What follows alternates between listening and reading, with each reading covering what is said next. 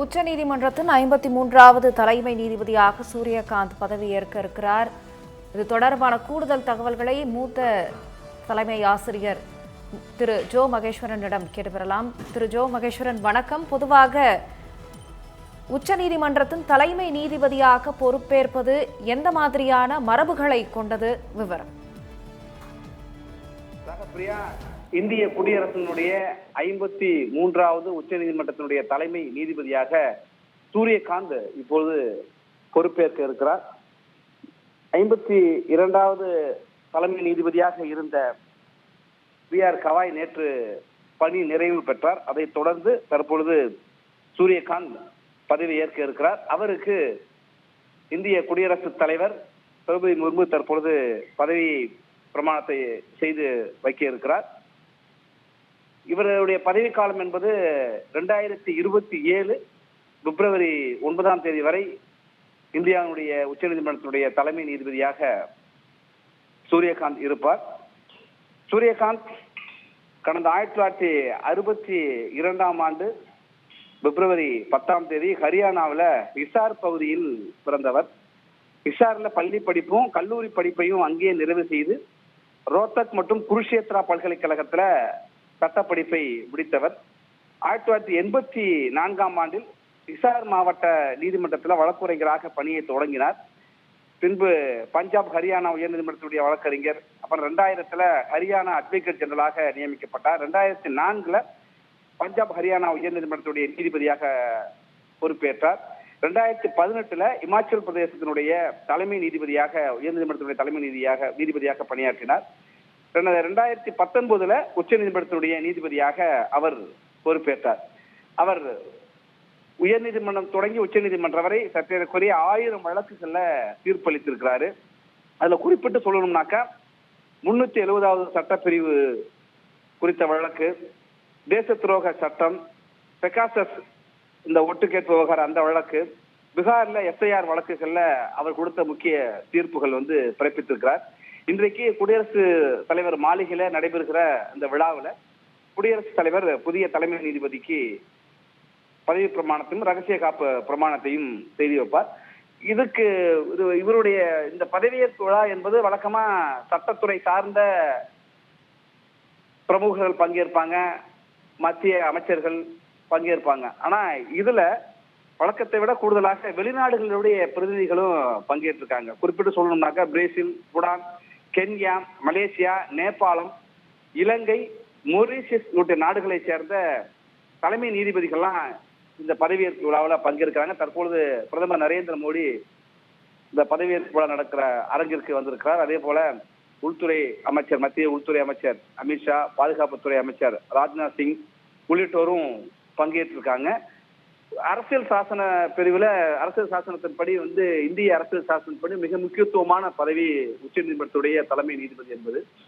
அவருக்கு குடியரசுத் தலைவர் தான் பதவி பிரமாணம் செய்து வைப்பது மரபு. அந்த வகையில தற்பொழுது இன்னும் சற்று நேரத்துல பிரதமர், மத்திய அமைச்சர்கள் உள்ளிட்டோர்லாம் வருகை தந்து விட்டாங்க. இப்ப அடுத்த சில வினாடிகள்ல அவருக்கு பதவி பிரமாணம் என்பது செய்து வைக்கப்பட இருக்கிறது. ராகப்பிரியா.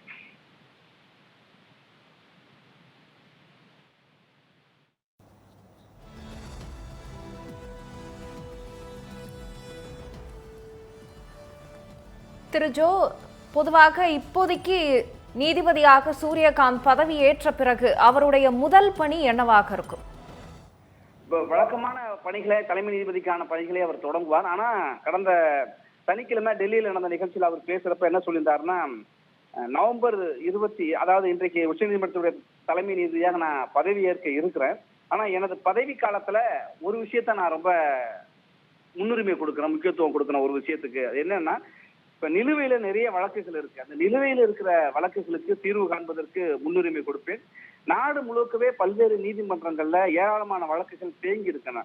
இந்த வழக்குகள் தேக்கத்தினுடைய எண்ணிக்கையை நான் குறைப்பதற்கான முழு நடவடிக்கையை எடுப்பேன் அப்படின்னு சொல்லியிருக்காரு.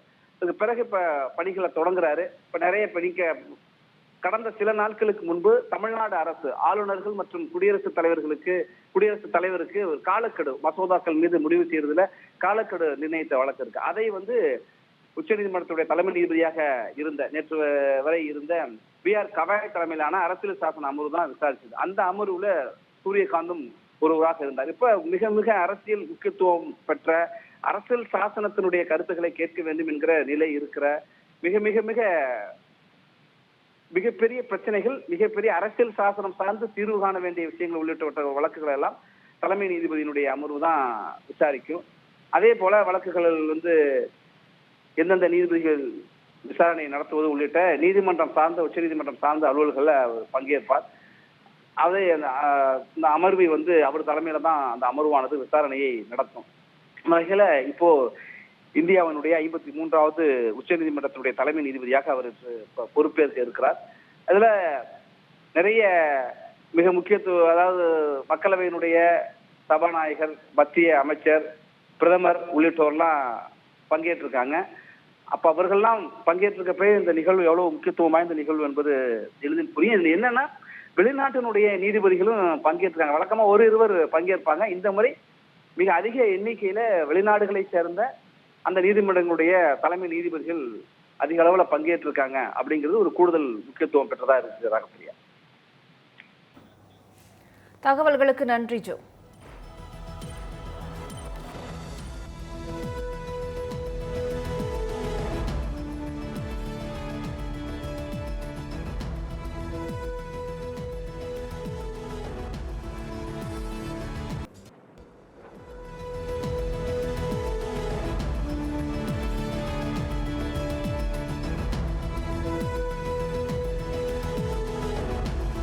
माननीय राष्ट्रपति महोदया, आपकी अनुमति हो तो आज के समारोह का शुभारंभ किया जाए।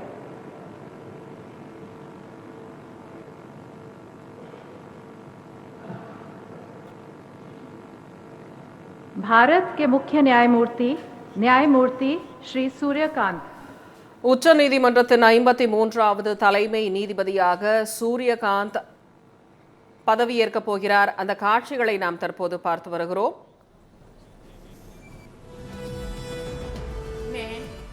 मैं सूर्यकांत जो भारत के उच्चतम न्यायालय का मुख्य न्यायमूर्ति नियुक्त हुआ हूँ, जो भारत के उच्चतम न्यायालय का मुख्य न्यायमूर्ति नियुक्त हुआ हूँ, ईश्वर की शपथ लेता हूँ ईश्वर की शपथ लेता हूँ कि मैं विधि द्वारा स्थापित भारत के संविधान के प्रति कि मैं विधि द्वारा स्थापित भारत के संविधान के प्रति सच्ची श्रद्धा और निष्ठा रखूंगा। सच्ची श्रद्धा और निष्ठा रखूंगा। मैं भारत की प्रभुता और अखंडता अक्षुण्ण रखूंगा।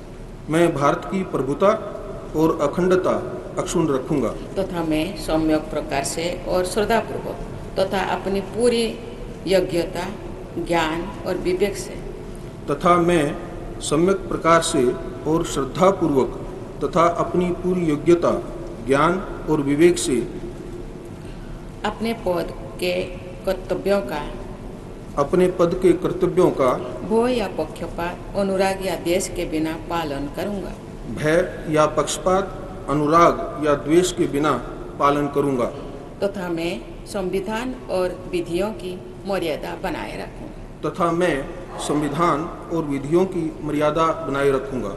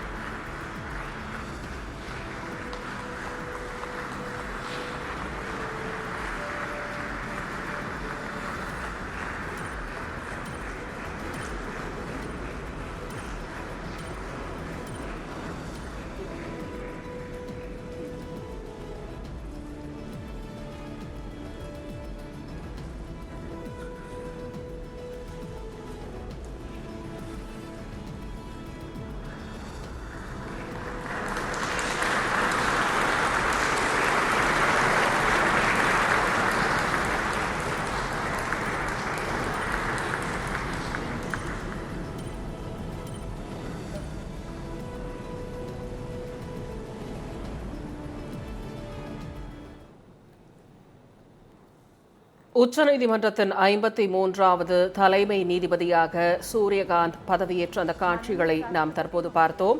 பெகசஸ் வழக்கு மற்றும் தேர்தல் சீர்திருத்தங்கள் குறித்த முக்கிய தீர்ப்புகளில் இவர் முக்கிய பங்காற்றியவர் என்பது குறிப்பிடத்தக்கது. பிப்ரவரி 2027 வரை 15 மாதங்களுக்கு இந்தியாவின் 53வது தலைமை நீதிபதியாக திரு சூரியகாந்த் பணியாற்றுவார் என்பது குறிப்பிடத்தக்கது.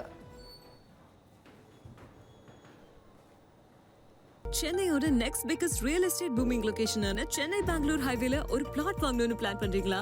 பூந்தமல்லியில 6000 per square feet, ஸ்ரீபெரும்புத்தூர்ல 4000 per square feetனு மார்க்கெட் பிரைஸ் இருக்கும்போது நம்ம ஜி ஸ்கொயர்ல மட்டும்தான் half the price of Sriperumbudur and 1/3 the price of பூந்தமல்லியிலேயே உங்களுக்கு வில்லா பிளாட்ஸ் கிடைக்கும். எஸ், லான்ச்சிங் ஜி ஸ்கொயர் எட்டனா அட்டாண்டலம் near Savitha medical college. Early bird price of villa plots வெறும் 1790 per square feet, அதுவும் for first 15 bookings only. For bookings call 8939750009.